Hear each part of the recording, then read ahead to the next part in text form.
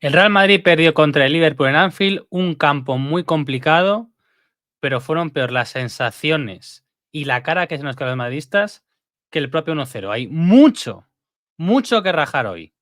¡Concha Espina número 1! Y hay uno solo, yo te quiero, yo te adoro, está en mi corazón, Madrid campeón.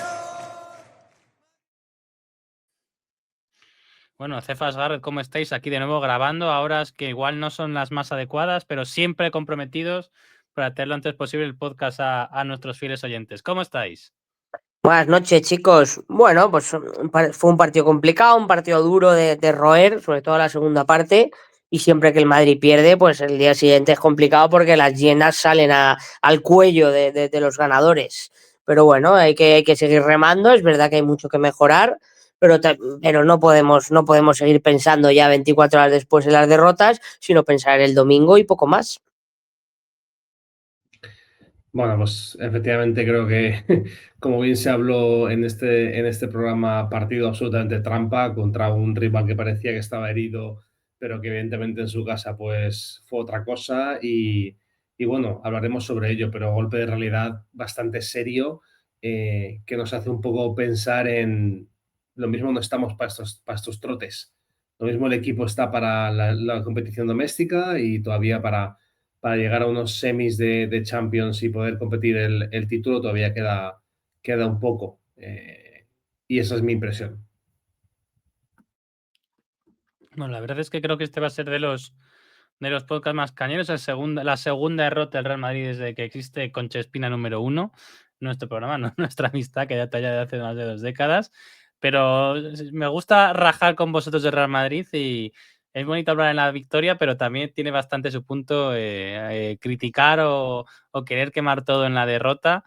Y yo creo que ayer a todos se nos quedó un poco la cara de tonto, la verdad, porque yo no esperaba al menos que el Real Madrid hiciera el papelón que hizo ayer. Pero bueno, vamos a mantener nuestras tradiciones y como siempre comenzamos el podcast pidiéndoos un titular para el partido, muy periodístico, y luego el crack, el dandy, y vaya día que creo que vamos a estar bastante alineados. No sé por qué lo sospecho. Bueno, para mí el titular es frío inglés o derrota bajo la lluvia, lo que queráis, me da un poco igual, pero al final te quedas helado después de ver sobre todo la segunda parte.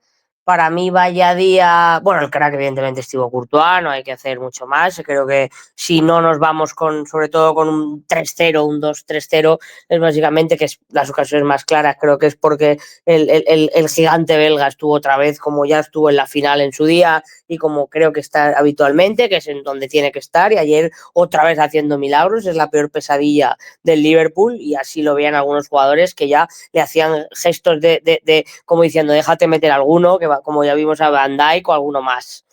Vaya día, hay muchos, que claro, puedes señalar a quien te dé la gana, pero voy a señalar a uno y sobre todo porque creo que el resto de la defensa estuvo bastante sobria y creo que es el que desentonó. Dean Huijsen, hay muchos más que se podrían señalar, evidentemente ninguno de los de arriba está para muchos trotes, pero para mí Dean Huijsen, que es un central que debe ser el central, que sobre todo para mí a la hora de sacar el balón es el jugador fundamental del Real Madrid, debe serlo, porque es el capaz de romper entre líneas, de saltar esa presión. Ayer en el corte Militao estuvo perfecto, él, bueno, tuvo sus deficiencias, pero a la hora de sacar el balón estuvo terrible y para mí el vaya días para él. Creo que no dio una ayer, fue un partido para olvidar de Dean Huijsen, que digo que hay muchos, pero para mí será él. Y el Dandy se lo voy a dar, mira, se lo voy a dar a Álvaro Carreras, fíjate. Creo que tenía enfrente un Miura, un Sala con el pelo corto, que siempre parece un jugador más serio que cuando tenía el pelo largo y que parecía un poco vagabundesco. Y ahora con el pelo corto da la sensación de ser un jugador que siempre te va a poner al límite, uno de los mejores del mundo. Y creo que le frenó bastante bien. Creo que al final sí que hizo un par de jugadas, ya con el partido prácticamente muerto. Pero creo que por norma general, y además incorporar el ataque un par de veces, creo que Álvaro Carreras estuvo bien y fue uno de los salvables del equipo, junto con otros, como puede ser Militao, Tchouaméni, que creo que estuvieron bien, y no estuvo tampoco mal Bellingham, pero se lo voy a decir a Carreras porque creo que tenía una pareja de baile difícil y lo solventó con bastante soltura, la verdad. Sí, yo creo que vamos a estar bastante de acuerdo en muchas cosas. Para mí el titular sería el Liverpool nos pone en nuestro sitio y ese sitio es probablemente el segundo escalafón europeo ahora mismo. De crack, pues obviamente es Courtois, no tiene mucho más. Volvió a hacer una serie de paradas absolutamente surrealistas que hacía mucho tiempo que no hacía, también es cierto. Sí que es cierto que ha pasado un par de años, un par de temporadas un poco más regulares o irregulares, pero ayer se vio al Thibaut Courtois de la final de la Champions de 2022, si no recuerdo mal, contra Liverpool, haciendo una actuación absolutamente memorable y así lo hizo ayer, con muchísimas palabras de mérito.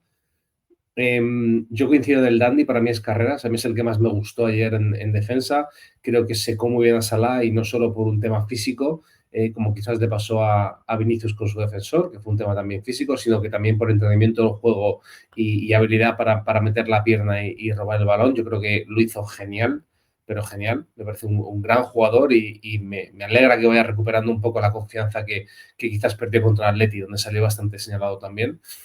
Y luego el Joel Valladía, por repartir un poco de culpas, Hausen evidentemente hizo su peor partido con la camiseta del Madrid, pero para mí yo quiero resaltar también la Disaster Masterclass de Camavinga ayer.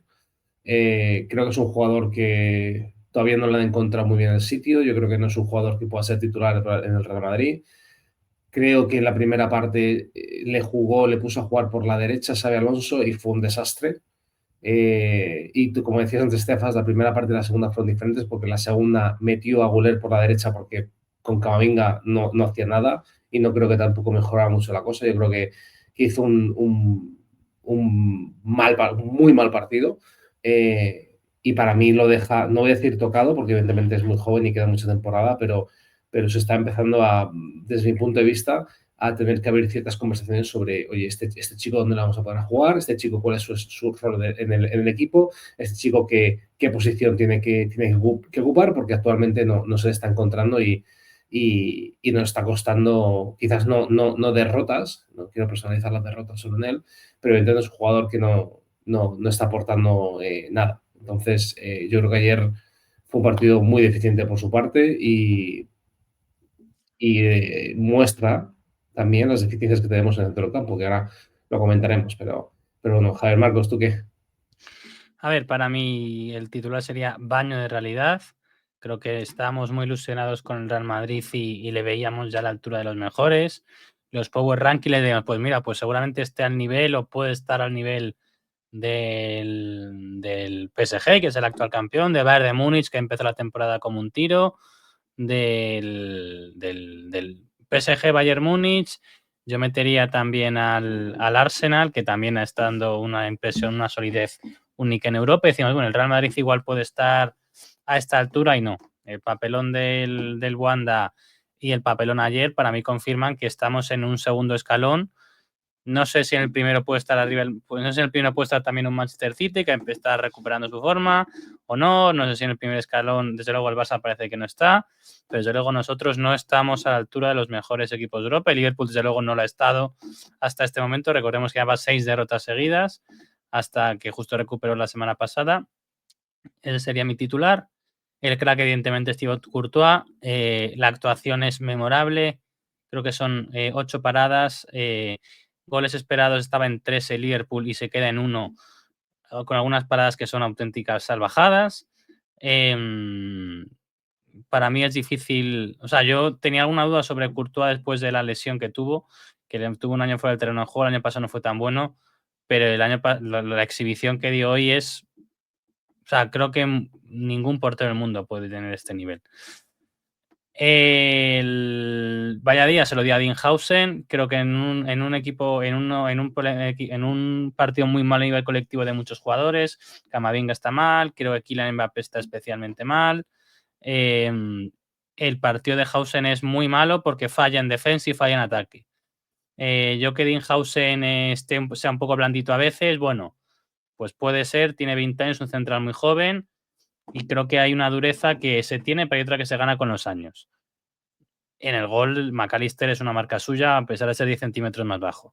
Pero para mí lo que no se puede perdonar es que un jugador con esa clase, un jugador que ha estado ya en Inglaterra, está en la liga italiana y que sabe lo que es jugar en Anfield, tenga errores de juvenil en salida de balón, fallos muy groseros, muchísimas pérdidas de balón. Y ya digo, Joachausen lo primero que tiene que hacer es defender y luego atacar. Pero que encima la mayor virtud suya, que es la salida de balón, no esté bien y le genera muchos problemas a su equipo, para mí fue muy decepcionante. Pero bueno, y el Dandy, yo como siempre aquí me voy un poco, tomo caminos inesperados, pero se voy a dar a Vinicius Junior. Vinicius Junior ayer completa, creo que la estadística es solamente un regate de 6. Conor Bradley diría que en general le gana bastante la partida. Pero creo que si el Real Madrid tuvo alguna opción ayer de empatar o incluso de ganar el partido cuando iba 0-0, evidentemente después del trabajo de Thibaut Courtois, fue por lo que hizo Vinicius Junior. El Real Madrid logró encontrar a Vinicius Junior en muchas ocasiones y no le salían, pero es que con que le hubiera salido una más hubiera podido ser gol.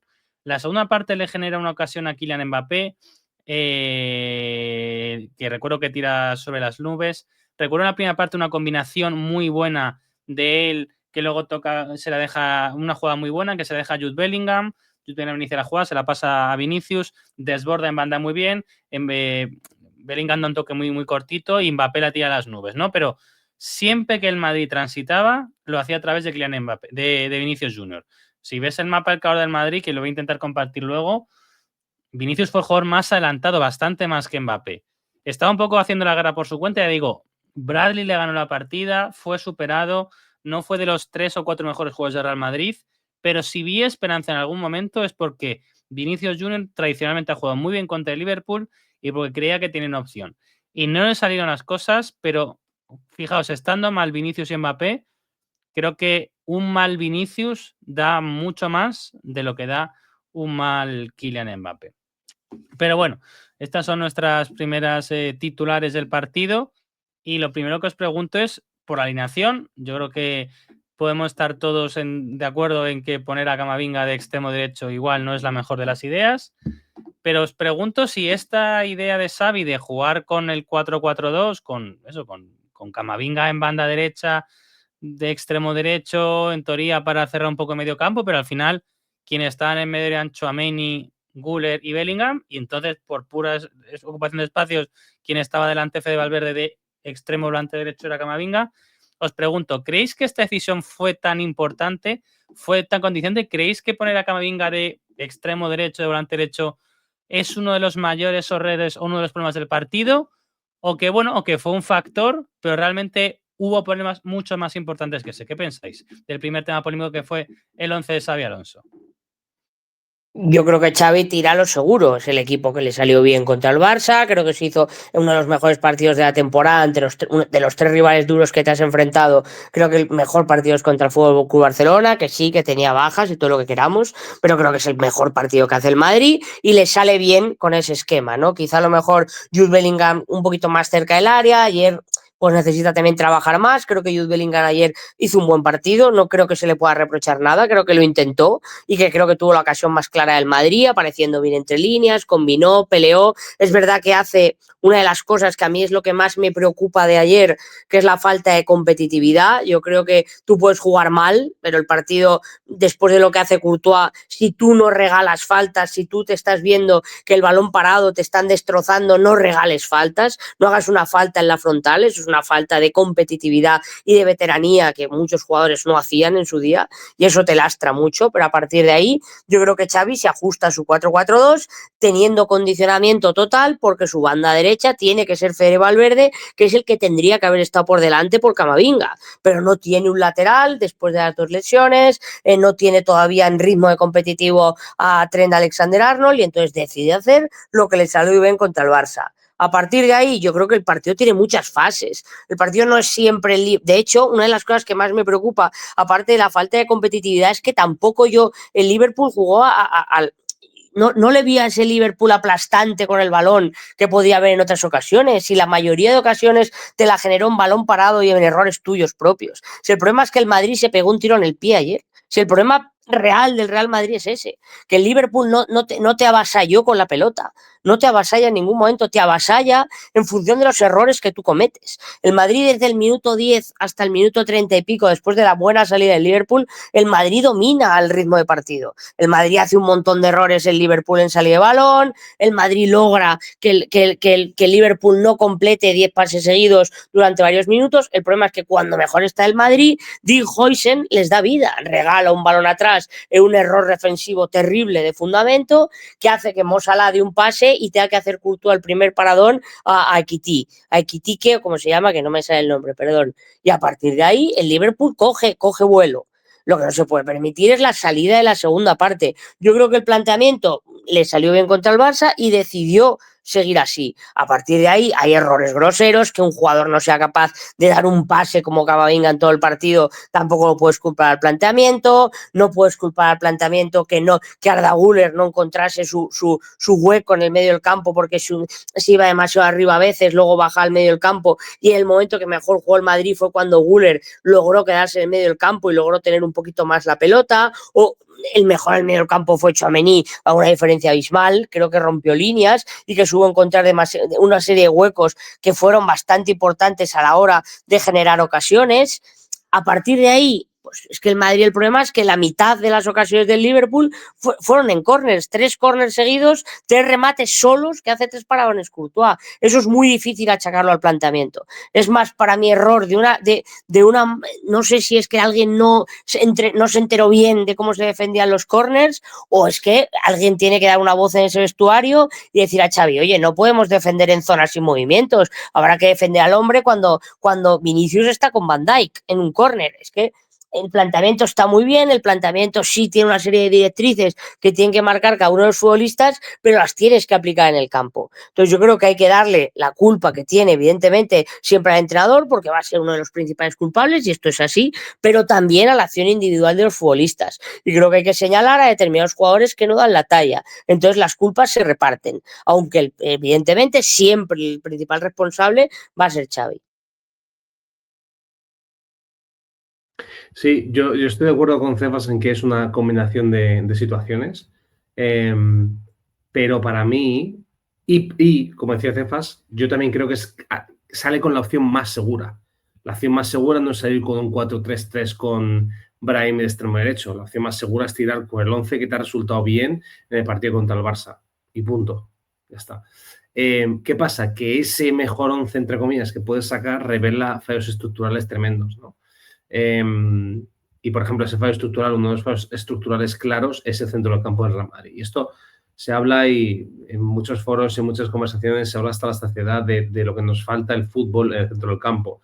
Y yo estoy totalmente de acuerdo. Es que ayer las opciones que tenemos son los 4 centrocampistas que salieron, más Ceballos, más Valverde si lo recuperas. Y de ahí gente que de verdad sepa, entre comillas, jugar al fútbol, hay 2, que son Ceballos y Güler. Y Bellingham también, pero es otro tipo de centrocampista, no es un centrocampista puro de creador de juego. Entonces, yo creo que sí que es cierto que salimos con lo que mejor se puede, pero a la vez eso nos reduce mucho las posibilidades que tenemos de jugar en ataque. Y es cierto que por Camavinga no vas a perder el partido, pero por Camavinga lo que haces es jugar con uno menos en ataque o en creación de juego, y así sucesivamente con otros jugadores. Yo creo que sí que hay una decisión ahí que toma Xabi Alonso que yo creo que debería haber corregido antes en el partido, si bien es cierto que quizás no era para salir de inicio con ella, pero haberla corregido antes, que es el hecho de haber metido a Camavinga por la derecha, cuando quizás esa posición estaría mejor destinada o sería mejor para Valverde, y haber metido a Trent Alexander-Arnold de lateral derecho desde el inicio, o por lo menos desde la mitad desde el descanso. Porque se veía que no podíamos continuar con ese esquema, y para mí lo más lógico hubiese sido meter a Trent de lateral derecho y meter a Fede por delante, que ocupe todo el largo de banda, como lo ha hecho en tantas otras ocasiones. Entonces, para mí no hay tanto error en el 11 de inicio, porque es lo mejor que se podía sacar de lo que te resultó contra el Barça, pero para mí sí que se tenía que haber corregido ese problema de Camavinga por la derecha antes. Y luego es cierto que al final yo creo que hubo bastante miedo escénico, entre comillas, en el equipo. Yo creo que se les comió el ambiente, se les comió la presión con la que jugaba el Liverpool. Para mí, perdón, el inicio del partido para mí fue un calco del Barça. Es decir, un equipo rival que te está presionando muy, muy arriba la salida de balón, que te presiona incluso en tu último cuarto de campo, a los defensas, los laterales e incluso a los mediocampistas que bajan a recibir el balón igual, y fuimos inoperantes, es imposible. Es decir, por la derecha hubo 1, 2 o 3 ocasiones en las cuales Valverde y Camavinga tenían que ingeniárselas para sacar el balón y era un espectáculo dantesco. Luego sí que es cierto que el Madrid comenzó a tener un poco más la posesión de balón, y sí que es cierto que en esa segunda parte de la primera mitad hubo mucha posesión de balón del Real Madrid. Incluso creo que acabamos el partido en general con mayor posesión y mayor número de pases. Y yo creo que ahí sí que hubo bastante peso del Madrid de los últimos 20-25 minutos de la primera parte. Quizás no cristalizó en muchas ocasiones de gol. Recuerdo una parada de Mamardashvili en todo el partido, que es esta jugada de Jude Bellingham, que casi se la mete entre las piernas, pero no recuerdo, quizás otra en la segunda parte, pero no recuerdo mucho más. Pero sí que sé que cuando empieza la segunda parte salen totalmente, pues no sé cómo salen, lo cual es todavía más tremendo, porque sales del descanso y sales peor de cómo te fuiste del descanso. Eso es como algo bastante sorprendente para mí, ¿no? Que un profesional pueda salir con esa actitud, y en la segunda parte te pasan por encima, ¿no? Bueno, vamos ya. Os habéis pasado ya, os había preguntado por Camavinga y te pasaron los 10 minutos de todo el partido completo, y Garde ha pasado la segunda parte también. Os habéis saltado, pero bueno, vamos a retomar un poquito, porque yo creo que tenemos que tener bastante claro que supongo que hay gente que nos ve, que nos escucha, que no ve el partido, que el baño que recibió el Real Madrid no es un baño igual la primera parte que la segunda, que son dos partes diferenciadas, y que creo que las cosas críticas de Real Madrid son elementos distintos la primera parte que la segunda, ¿de acuerdo? La habéis estado un poco hablando vosotros. La primera parte del Real Madrid es una primera parte que termina 0-0, que termina con 2 o 3 paradas de mérito de Thibaut Courtois, pero no es una primera parte de 4-0, de 5-0. De hecho, lo habéis dicho vosotros, el Real Madrid empieza con algunas fases de estar en Anfield, pero no sufrir muchísimo en Anfield. Evidentemente, el Liverpool tiene alguna ocasión al principio, pero las grandes paradas de Courtois no llegan en los primeros minutos. Hay una fase que el Real Madrid, lo ha comentado Cefas antes, en su ponencia sobre el partido, en que el Madrid empieza a jugar, que empieza a controlar el juego, empieza a transitar. Parece que hay cierta conexión, cierta idea de, pues si jugamos con la banda izquierda, Álvaro Carreras, Vinicius Junior, voy a compartir un mapa de calor que me parece muy significativo. Álvaro Carreras está más adelantado que Arda Güler, prácticamente a la altura de Jude Bellingham, más adelantado que Eduardo Camavinga. O sea, está más adelantado el lateral izquierdo que el supuesto extremo volante derecho.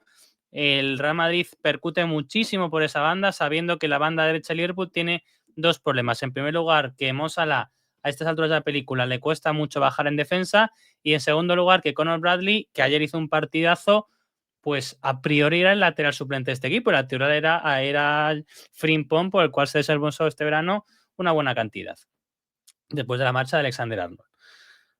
Y este plan parece que está funcionando hasta que, como lo ha dicho muy bien Cefas, el Real Madrid empieza a tener fallos, empieza a fallar Hausen en salir de balón, empieza a que el plan de Vinicius contra Conor Bradley resulta que no sale. Resulta que Vinicius es incapaz de batir a Conor Bradley. Resulta que el Madrid es incapaz de hacer un solo ataque por banda derecha. Aun con todo esto, lo que os pregunto, vosotros, cuando os volvisteis, llegó el descanso del partido, por WhatsApp hablamos muy poquito, pero ¿no os pareció que la primera parte de Real Madrid no fue realmente tan mala? O viendo en perspectiva, o es una cosa mía, pero que balance de los 45 minutos, igual es un partido de 1-0, pero que no es un partido de 3-0. O sea, ¿os da la sensación de que realmente el drama del Real Madrid es la segunda parte más que la primera? Completamente de acuerdo. De hecho, es que no creo que fuese un partido 1-0 la primera parte. Evidentemente, los errores a este nivel te condicionan mucho. Y al final, la ocasión más clara de la primera parte, aparte del disparo final de Szoboszlai, que saca muy bien a mano cambiada a Courtois, la otra es un 1-1 de Quittien, un error de fundamento de central de Huijsen, en un balón que regala Huijsen para generar esa ocasión. Yo creo que la primera parte del Madrid, y incluso Bellingham acaba con una muy buena ocasión la primera parte, que remata, y no sé si saca Mamardashvili, o de incluso al palo. Entonces yo creo que la primera parte a mí no me desagradó para nada. Lo que la segunda es dantescas. El problema para mí es la segunda. Los primeros 10 minutos de la segunda son dantescos. Es en 10 minutos te habían rematado 3 córners a 1 metro de la portería. Eso da vida a un equipo que fundamenta su ataque en el empuje de Anfield, en el empuje, en llegar a rachas, en esa altura en los balones parados. A Atleti le clavaron 2 goles de balón parado. Un equipo que defiende bien el balón aéreo. Es decir, es un equipo que se fundamentó en esto. Yo al descanso no me fui alegre, no puedo decir que me fuese contento, que un partido en el que el Madrid era superior, pero sí creo que el Madrid compitió y compitió bien. Evidentemente, si te marca ese gol Ekiti, pues te lo tiene que marcar porque hizo un milagro Courtois, porque creo que la parada de Szoboszlai es buena, pero también es un tiro desde fuera del área. Luego, muy bien el árbitro ante la mano de Tchouaméni, que no es penalti para nada. Creo que muy bien el árbitro durante todo el partido. Me encantó el arbitraje, por cierto.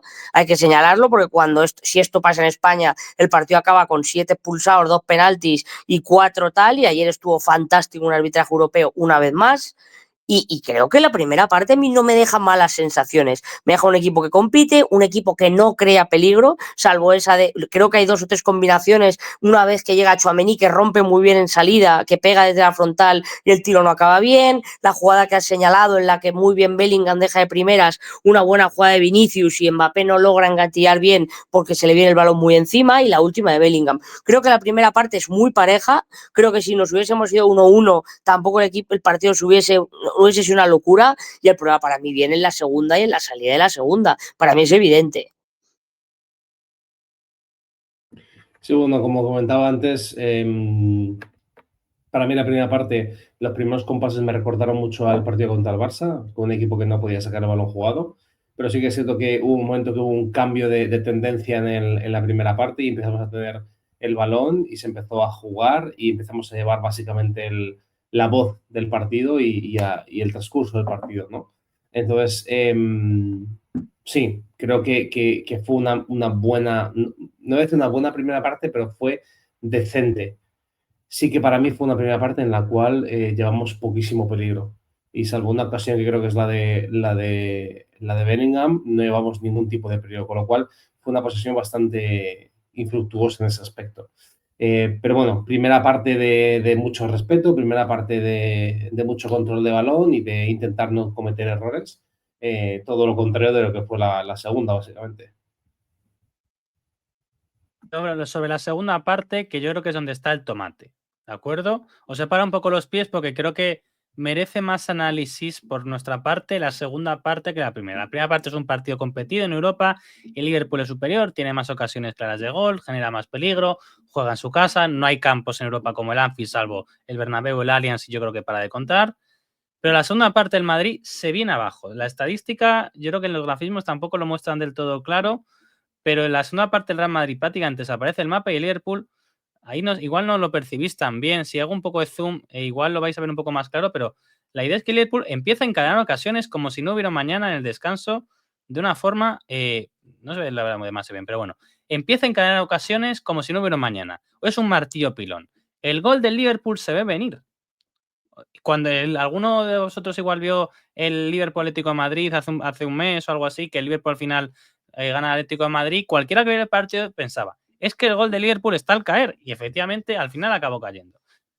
El Real Madrid no comparece a la salida de descanso. Si estáis viendo el grafismo, veis un montón de líneas rojas hacia arriba, que son las ocasiones de Liverpool con su expected goal, con la probabilidad de gol que tenían, y abajo unas líneas minúsculas azules que son el peligro o las ocasiones que genera el Real Madrid. El Real Madrid no comparece en la segunda parte. Entonces, hay un cambio táctico que realiza Xabi Alonso, que es el mismo que realizó en el Metropolitano y que en el Metropolitano fue un desastre, que es meter a Arda Güler en banda y introducir a Camavinga por dentro.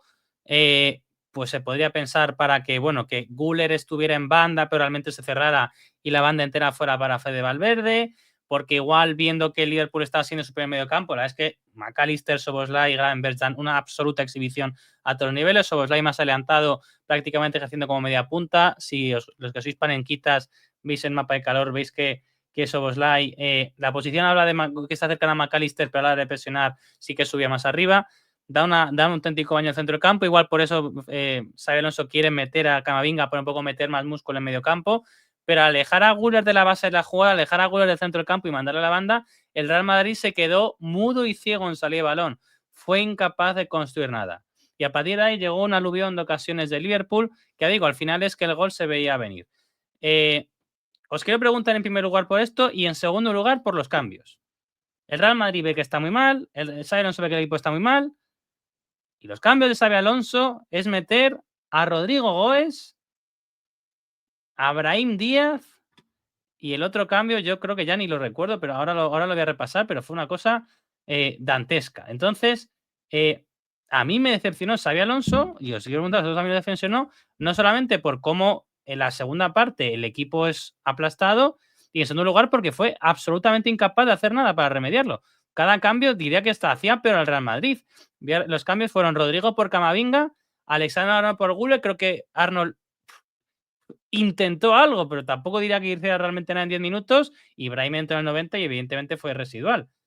Rajad de esta segunda parte y uníos, si queréis, a mí al carro de tirar piedras a Xabi Alonso por su planteamiento.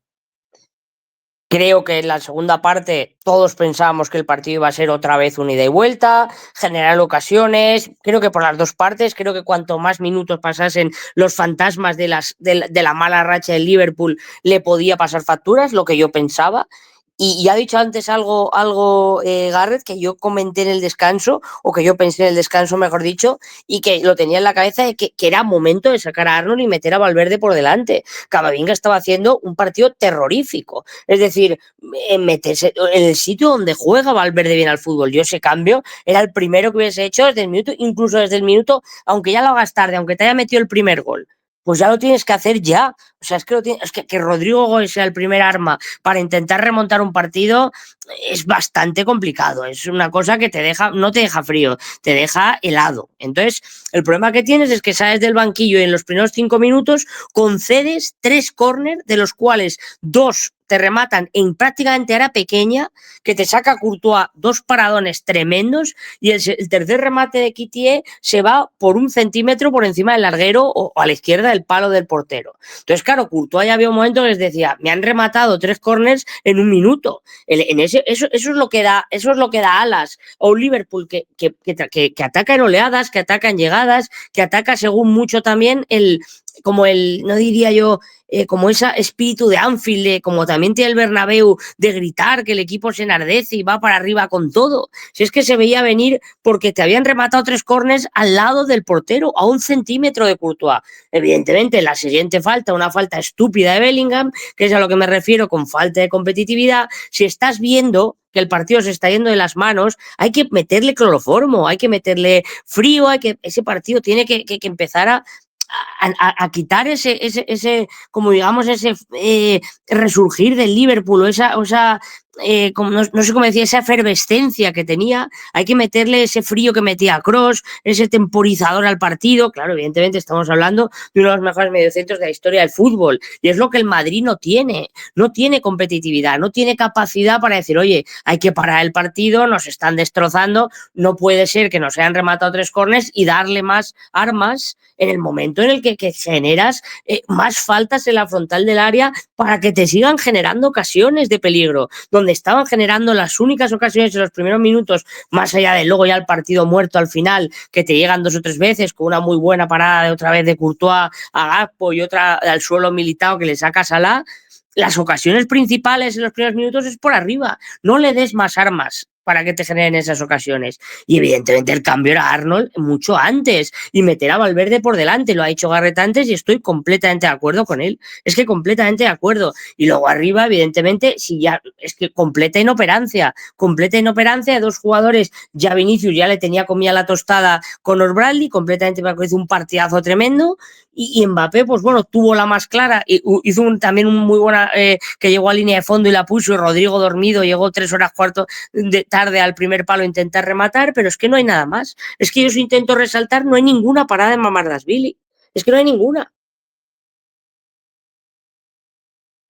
Sí, totalmente de acuerdo. Creo que decías, Jaime Marcos, que era donde más había que analizar, y para mí es que yo no ¿sabes? Es decir, no le encuentro el sentido a cómo sale primero el Madrid y cómo se deshace como un azucarillo ante la segunda parte, y empiezan a tener fallos individuales fallos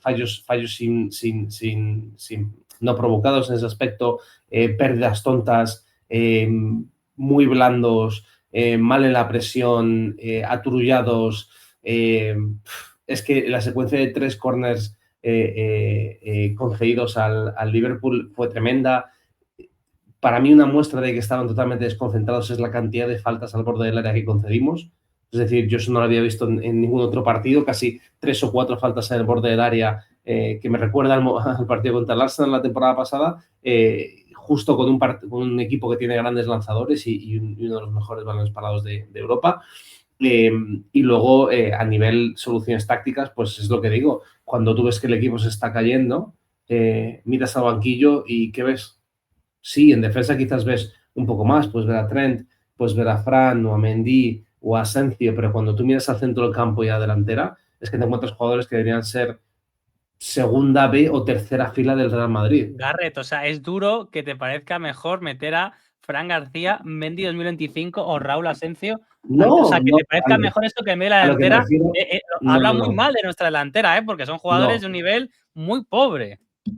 A lo que me refiero es que dentro de la defensa tú tienes opciones que tienen un poquito más de empaque que lo que tú puedes sacar en el centro del campo, porque Sergio puede ser un buen suplente, Rudiger si estuviera también sería un gran suplente, por la izquierda Mendy es un gran suplente, Fran te puede dar alguna solución, Trent definitivamente es un buen suplente, pero tú miras en el centro del campo y ¿qué tienes para sacar? A Ceballos y punto, que Ceballos bastante hace el pobre, y en la delantera ¿qué sacas? A Rodrigo, que salió y dio vergüenza ajena durante 28 minutos, que perdió 9 balones e hizo 0 en todos los apartados estadísticos, que sacas a Brahim, que el pobre hombre es muy voluntarioso, pero para mí es tercera línea del Real Madrid, o luego tienes ya a Gonzalo y a Endrick denostados. Es decir, que en el medio del campo y en la delantera las opciones que tienes son prácticamente nulas. Para mí eso es un gran problema del Real Madrid, que es su fondo de armario. Es muy pobre el fondo de armario que tiene. Tienes un 11 titular que más o menos te puede solucionar, 1 o 2 cambios que más o menos son interesantes, pero para de contar. No tiene mucho más el equipo. Entonces, también evidencia que los que salían por la parte de Liverpool salían enchufados y salían dispuestos a morder y a aportar, y los que salían por nuestra parte, pues la nada más absoluta, ¿no? Salió Trent, que yo entiendo que es un momento muy difícil para él y para mí sí, tenía que haberla sacado antes, pero salió y cometió un par de fallos y no estuvo especialmente incisivo, y Rodrigo a la nada más absoluta, y Brahim es que salió 7 minutos, como hemos visto ahora, con lo cual, ¿qué va a hacer el pobre hombre, no? Entonces, para mí la segunda parte fue arrolladora por parte de Liverpool, y porque se cayó el equipo totalmente de una manera que habría que intentar explicar. Porque si este partido se va 4-0 o 5-0 incluso, nadie se hubiese extrañado. Hubiese sido todavía más vergonzante. Entonces,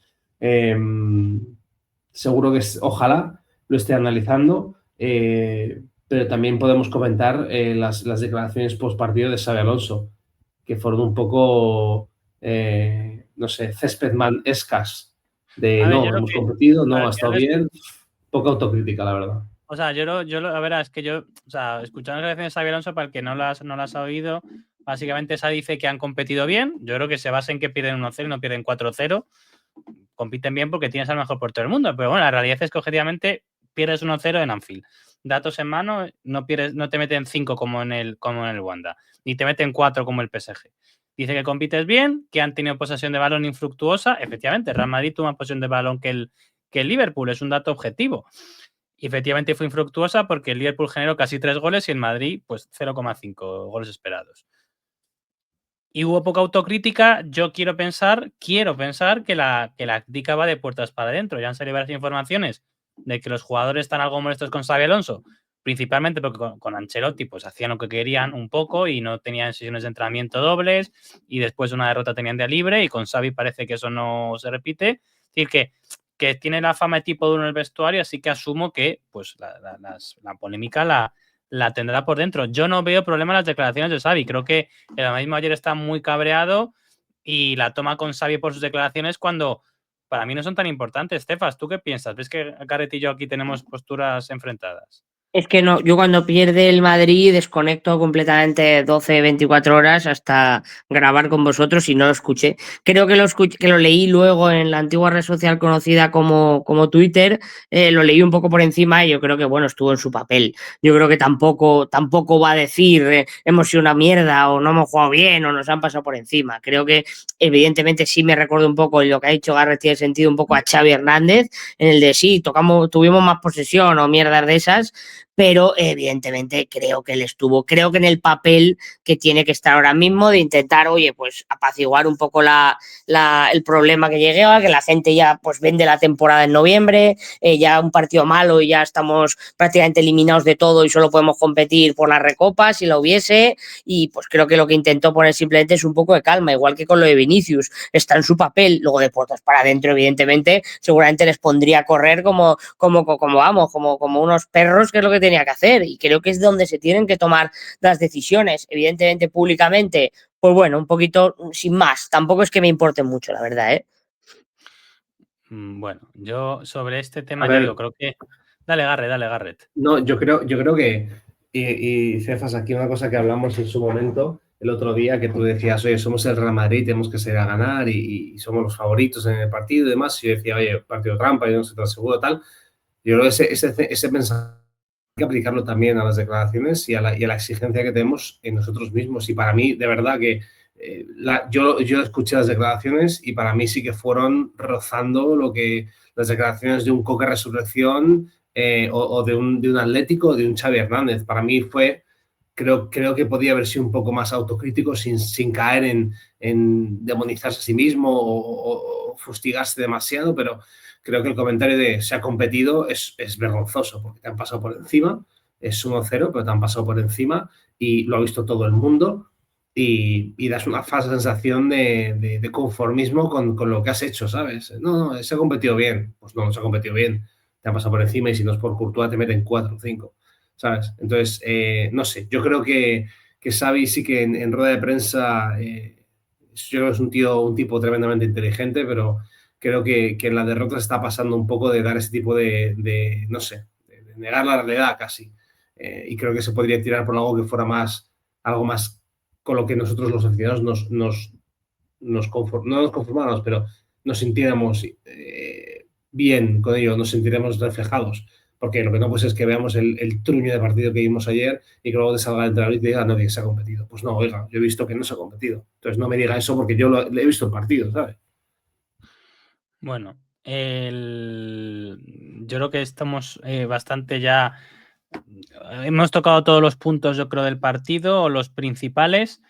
O sea, creo que tenemos una piedra de toque importante a corto plazo. En 3 semanas, si no me equivoco, porque Madrid tiene una racha bastante importante sin partidos en el Bernabéu.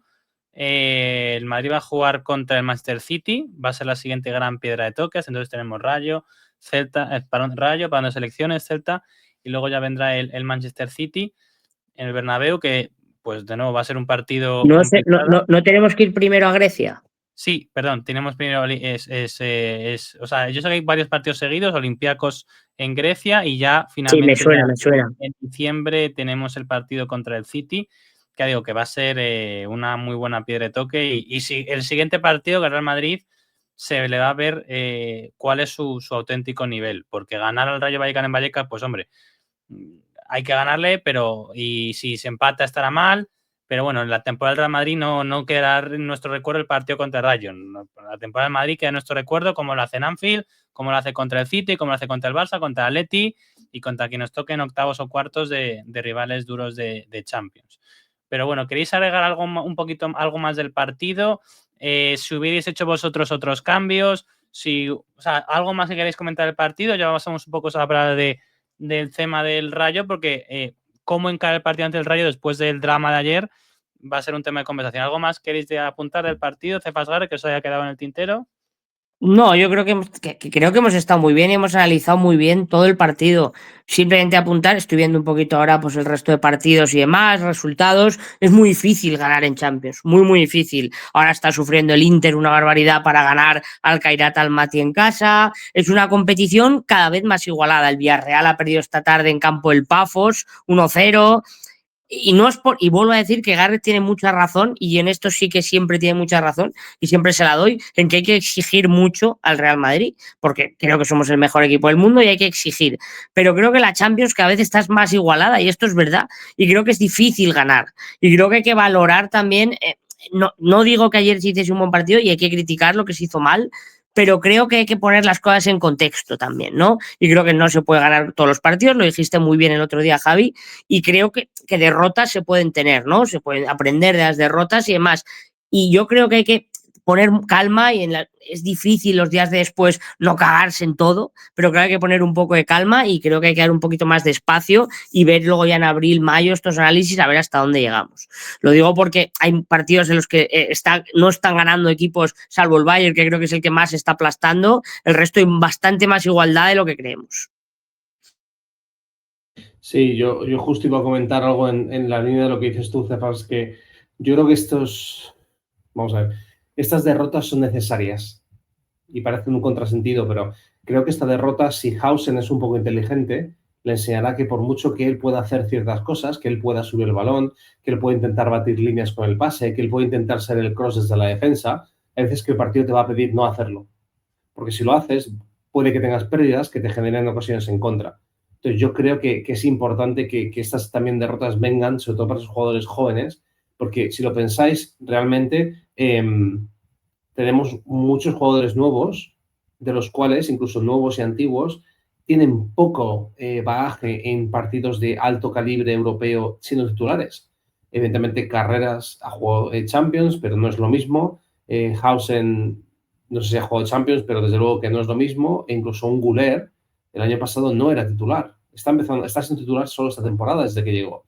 Con lo cual también tiene que aprender. Entonces yo creo que esas derrotas también deberían ser inversión para el futuro, para que se vaya creando un equipo ganador, un equipo que tenga este tipo de heridas y que cuando venga el Atleti al Bernabéu, por ejemplo, por poner un ejemplo, la Liga, le quieran pasar por encima. Porque eso es lo que pasó con el Barça. Los jugadores querían pasarles por encima. ¿Por qué? Porque tenían heridas abiertas de la temporada pasada.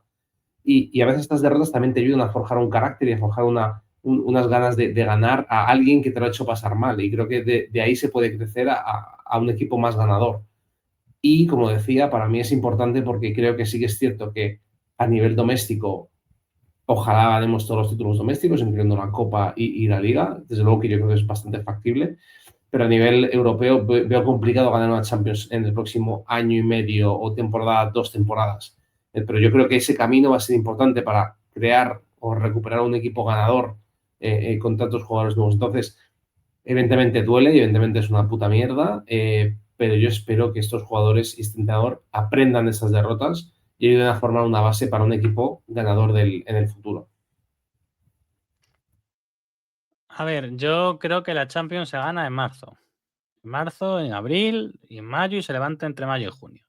Y hemos levantado más Champions que nadie.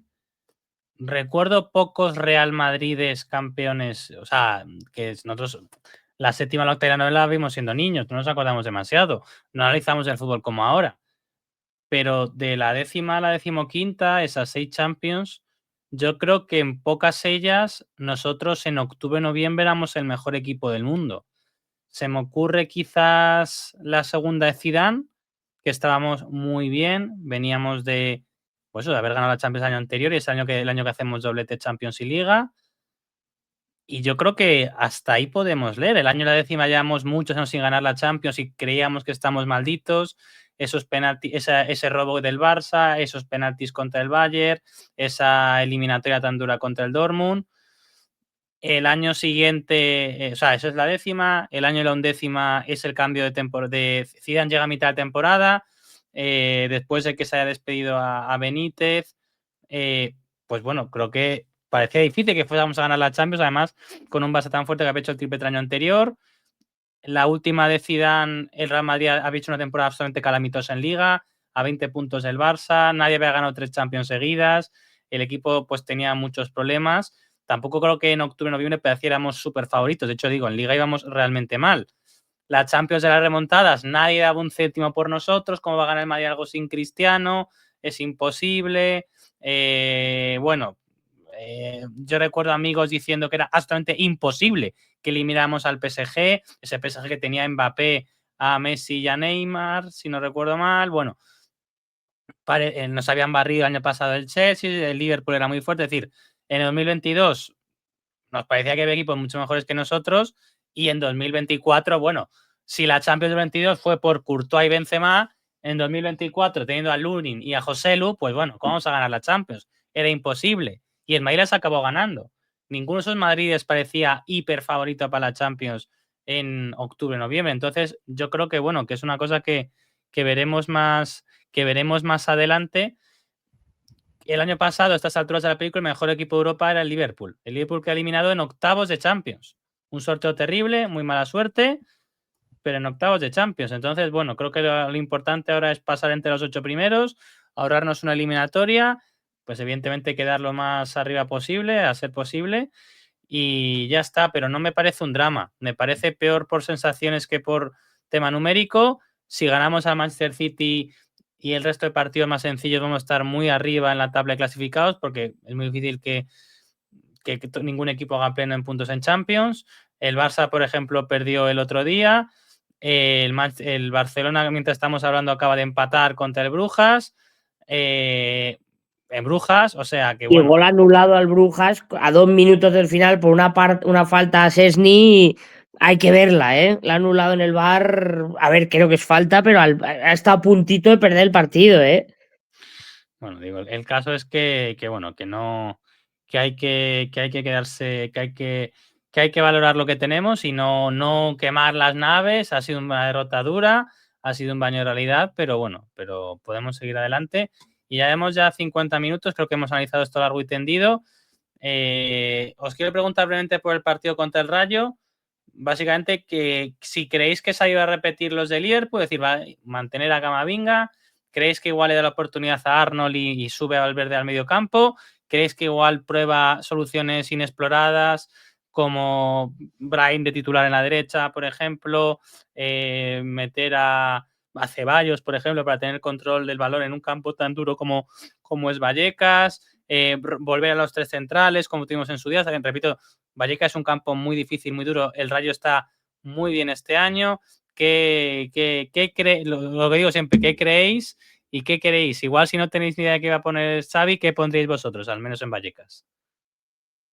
Partido, ya os dije que para mí el de ayer yo no lo considero partido trampa porque es uno de los campos más difíciles de Europa, si no el más, junto con otros 2 o 3. Me parece bastante más trampa el domingo contra un equipo en el que es más difícil motivarte para competir que otra cosa. Pero sobre todo el Rayo está haciendo una racha muy buena. Es verdad que juega mañana en casa contra el Spodnan en la Conference League. Creo que el Rayo no tiene esa amplitud de plantilla como para rotar tantos jugadores, que antes ha comentado Gareth que a nosotros también nos cuesta encontrar 3 o 4 cambios, y es verdad. Yo creo que veremos a Ceballos titular, creo que si está bien físicamente le vamos a ver.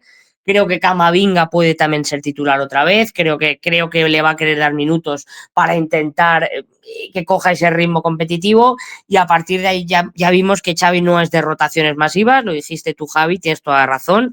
No creo que veamos muchísimos cambios. Vamos a ver un 11 bastante reconocible. Creo sí que puede que entre Ceballos. Quizá Güler a lo mejor se quede fuera, no lo sé. Creo que Bellingham jugará. Creo que Mbappé jugará. Y veremos si rota Vinicius o no.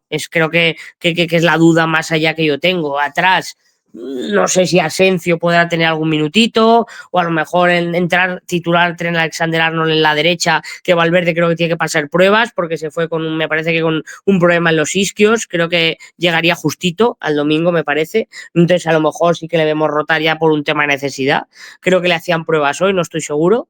Y más allá de eso es que es muy complicado saber lo que va a hacer Xavi. Creo que veremos a Trent titular, creo que veremos a Ceballos y no sé si rotar algunos de arriba, quizá Vinicius se quede en el banquillo. Lo que yo haría, hay que ganar la Liga ahora mismo tenemos 5 puntos de ventaja, el Barça está sufriendo, el Barça es el gran rival y tiene que jugar fuera de casa también. Creo que hay que ganar, es un partido que hay que ganar y que hay que sacar un 11 competitivo, y creo que hay que repetir por lo menos 8 titulares y ya tengo que hacer algún cambio, ya tengo que Valverde por necesidad o cualquier cosa más, pero tampoco haría muchos más. Yo creo que, además, yéndonos justo a parón de selecciones después, no hay una gran necesidad para dosificar esfuerzos. Y yo espero también un 11 con pocos cambios. Yo sí que creo que debería entrar Trent por la derecha y Valverde incorporarse al centro del campo. Y quizás luego arriba, pues no sé, algún descanso para Vini o para Mbappé, que lo ha jugado absolutamente todo, o quizás para Bellingham. Pero sí que no veo mucho más, ¿no? Lo que sí que efectivamente yo creo que debería probar es Trent de lateral y Fede en el centro del campo, junto con otros tres centrocampistas, Tchouaméni, Güler y Bellingham. Y arriba, pues quizás una rotación más, ¿no? Pero eso, yo espero 1 o 2 cambios nada más. Sí, yo creo que lo de Camavinga salió mal y creo que no lo va a repetir en Vallecas. Sí, yo creo que Franco Mastantuono tiene una pubalgia, la misma lesión que Lamine Yamal, la misma lesión que Nico Williams. Juventud disoluta, podrían decir algunos. El caso es que, ya digo, yo creo que o prueba con Brahim, yo creo que Vallecas es un campo pequeño, un jugador hábil en espacios reducidos puede ser importante, o lo que todos tenemos en mente como equipo, solución a medio plazo, Tren lateral derecho, Valverde de volante derecho, pero bueno, creo que más allá de eso, no creo que haya jarabe de banquillo para Hausen en Vallecas, no creo que quita a Mbappé cuando después hay un plan de selección, es decir, creo que va a ser todo bastante similar. Y bueno, más allá de eso, que tenéis algo que comentar, Cefas Garre, de baloncesto. Castilla ya hablamos el otro día que está en racha bastante buena. Algo que comentar, Garre, de baloncesto, si no ya cerramos el chiringuito. O si no, os pregunto pregunta off topic, ¿habéis visto algo del inicio de la NBA? ¿Y qué os parece la NBA sin Anthony Daimiel y Guille Jiménez, que ahora se van a dedicar a comentar partidos en Movistar Plus de fútbol, en una cosa similar al Manning Cast que hacen en NFL, que son dos tipos en un estudio que tampoco saben todos los detalles del partido, pero son bastante divertidos y hacen chascarrillos. Hombre, que tenemos clásico el viernes, ¿no? Creo que el año pasado la primera victoria fuera de casa en básquet, sin pisarle sobre todo al compi, que es el gran experto en esto, fue la primera victoria fuera de casa el año pasado en Euroliga. El partido con Chus, la primera victoria fue en el Palau el año pasado. Entonces, pues hombre, siempre un clásico es bonito de ver, de baloncesto. Y sí, estoy viendo la NBA porque sigo bastante a los Lakers, más que nada por amor a Luka Doncic. Y la verdad que ha empezado con los tres, con un de Ayton ahí que hemos visto bien ahí en el pivot y jugando y dando minutos, que es donde más problemas ha tenido otros años, ahí en el poste. Y el tema, hombre, evidentemente siempre se va a echar en falta a los dos más grandes que ha habido comentando el baloncesto, después de Gran Andrés Montes, que en paz descanse, y que te hacían divertido hasta gente que no te interesase ese deporte. Vamos a ver si el fútbol es capaz. Yo no sé si veo en el minuto, no sé, hablando sobre calvos en algún jugador de tal, o que ya el que lo vaya aceptando que se tenga que rapar, como decían del pobre Caruso, que le cogieron manía porque no se rapaba el pelo cuando tenía una calvicie bastante inminente, o sea que y le cogieron manía, o los típicos chascarrillos de final de partido de imagínate que empata cualquier equipo en el 90 y empieza el típico ya están aquí que decían siempre cuando empezaba a remontar cualquier equipo y cosas así, ¿no? Pero tengo muchas ganas de escucharles porque me gustaban mucho. La verdad que me gustan y me gustaban verles ahí en el baloncesto y tengo muchas ganas de ver qué tal en el fútbol y se lo hacen igualmente entretenido. Sí, como ha dicho Cepas, partido contra el Barcelona el viernes, si no recuerdo mal a las 8:30, con lo cual gran partido y ver gran piedra de toque también para ver cuál es el estado del equipo, que como sabemos y hemos comentado muchas veces es poco fiable. A ver si tengo entendido que el Barcelona esta temporada también está siendo poco fiable, pero evidentemente tiene unas individualidades tremendas por fuera con Clyburn y con Punter. Entonces, bueno, veremos. Pero para mí, también aparte de eso, momento noticiable va a ser el debut de Alex Len. Ya está inscrito para Euroleague, con lo cual yo espero que debute el viernes y a ver qué tal, porque, bueno, como dije el otro día, todos los analistas lo califican un poco más de cacho de carne con ojos, así que esperemos que no lleven razón. En fin, veremos qué nos depara. Hay un absoluto pesimismo sobre el fichaje de Alex Len, así que con que haga algo, pues yo creo que va a ser una noticia positiva. Parece un tipo que efectivamente es muy alto, coge rebotes y la metes y está a 1 centímetro de la canasta. Igual es lo que Madrid quería como suplente de Tavares, que tampoco es un jugador con una muñeca especialmente fina, ni con tiro de 5 metros. Es decir, es un pívot muy clásico, Tavares. No es un pívot moderno, no es un buen Wembanyama, ni un Jokic de la vida, es un pívot de la vieja usanza y bien que nos funciona. Y yo creo que con Alex Rins ha querido redoblar la apuesta por un tipo aún más tuerzo, con aún menos mano, pero que viene de chocarse contra los bichos de la NBA. Pero bueno, 1 hora de programa al final, lo pasamos aquí de maravilla. Creo que, bueno, que va a estar, lo hemos pasado bastante bien. Muchas gracias por compartir el vídeo, por suscribiros, todas esas cosas. Agradecemos siempre vuestros comentarios.